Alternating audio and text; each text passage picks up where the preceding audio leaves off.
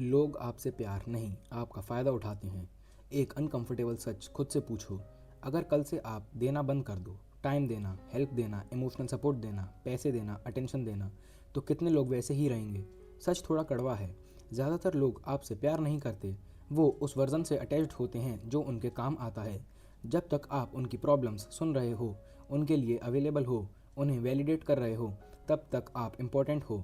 लेकिन जैसे ही आप थोड़ा बिजी हो जाते हो, थोड़ा डिस्टेंस क्रिएट करते हो, थोड़ा नो बोलना शुरू करते हो, एनर्जी चेंज हो जाती है, टोन चेंज हो जाता है, एफर्ट कम हो जाता है और इंटरेस्ट धीरे धीरे फेड हो जाता है। ये इसलिए नहीं है क्योंकि आप बुरे हो, ये इसलिए क्योंकि दुनिया काफ़ी हद तक यूटिलिटी बेस्ड चलती है।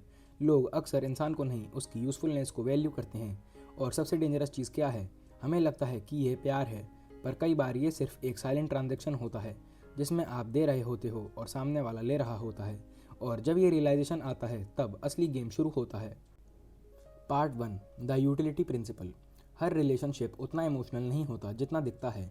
सरफेस पे केयर, कंसर्न, बॉन्डिंग होती है, लेकिन डेप्थ में अक्सर एक एक्सचेंज सिस्टम चलता है।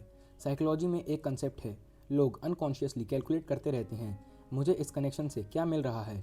ये कैलकुलेशन हमेशा पैसे का नहीं होता, कभी अटेंशन, कभी इमोशनल सपोर्ट, कभी स्टेटस और कभी कन्वीनियंस। इसे कहते हैं यूटिलिटी प्रिंसिपल। अगर आप किसी को मोटिवेशन देते हो, आप उनके लिए इमोशनल सपोर्ट हो। अगर आप फाइनेंशियली स्टेबल हो तो आप उनके लिए सिक्योरिटी हो। और अगर आप फ़नी हो तो आप उनके लिए एंटरटेनमेंट हो। प्रॉब्लम जब शुरू होती है जब रिलेशन इंसान से ज़्यादा उस रोल पर डिपेंड हो जाता है और आपको पता भी नहीं चलता कि आप इंसान कम, रिसोर्स ज़्यादा बन चुके हो। जैसे ही आप वो रोल फुलफिल करना बंद कर देते हो, कनेक्शन की इंटेंसिटी कम होने लगती है। कॉल्स कम, मैसेजेस शॉर्ट, इंटरेस्ट लो, क्योंकि फाउंडेशन इमोशन पे नहीं, बेनिफिट पे था। ये सुनना अनकंफर्टेबल ज़रूर है, पर रियलिटी यही है।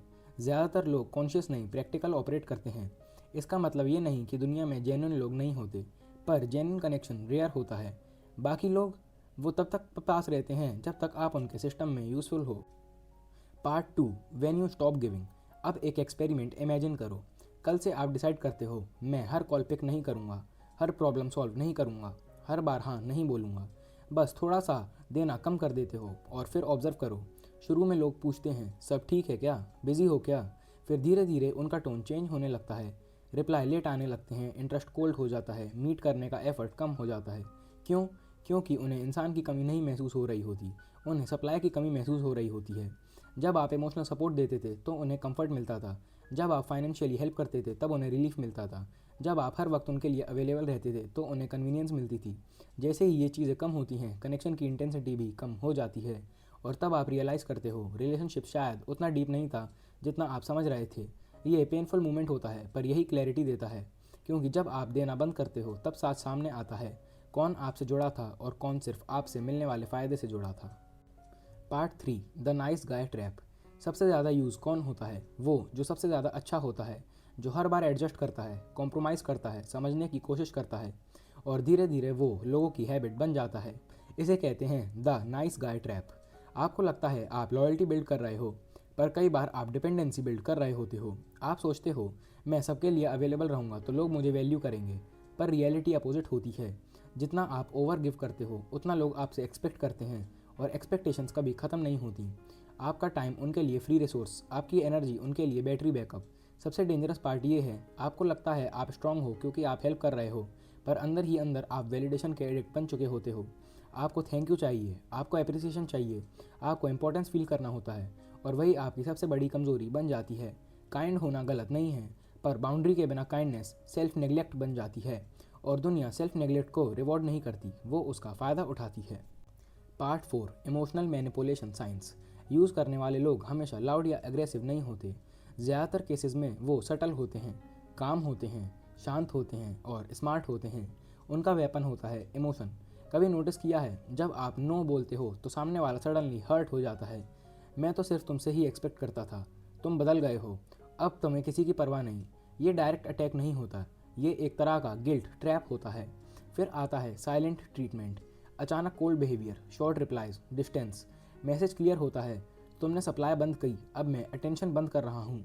कभी फेक कंसर्न भी होता है, मैं बस तुम्हारी भलाई के लिए कह रहा हूँ, लेकिन एक्चुअली वो कंट्रोल मेंटेन करना चाहते हैं।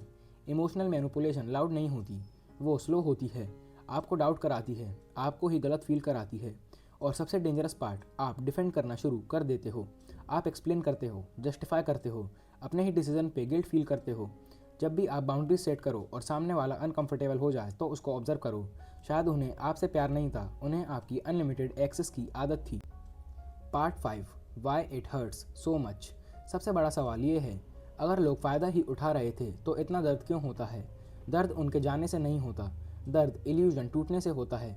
आपने उनके साथ मेमोरीज बनाई थी, आपने उन पे ट्रस्ट किया था, आपने उन्हें जेन्युइन माना था, और जब आपको रियलाइज़ होता है कि शायद कनेक्शन उतना प्योर नहीं था तो ब्रेन शॉक में चला जाता है।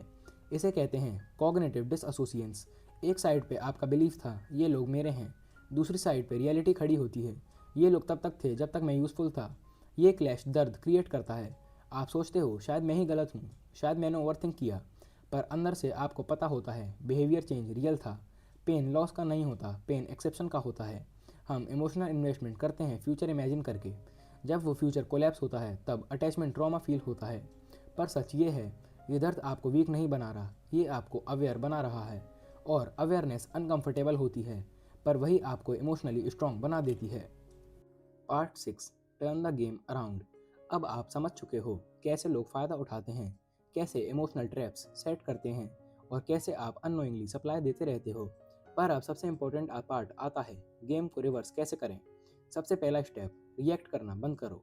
जब आप इंस्टेंटली रिप्लाई देते हो, इंस्टेंटली हेल्प करते हो, इंस्टेंटली अवेलेबल रहते हो, तब आप प्रिडिक्टेबल बन जाते हो, और प्रिडिक्टेबल लोग ईजी टारगेट होते हैं। Second step, selective access. हर चीज़ सबको मत बताओ, हर प्लान शेयर मत करो, हर इमोशनल एक्सपोज मत करो। जितना कम एक्सेस उतनी ज़्यादा वैल्यू। थर्ड स्टेप, ऑब्जर्व मोर, स्पीक लेस। लोग अपनी इंटेंशंस वर्ड से नहीं पैटर्न से रिवील करते हैं।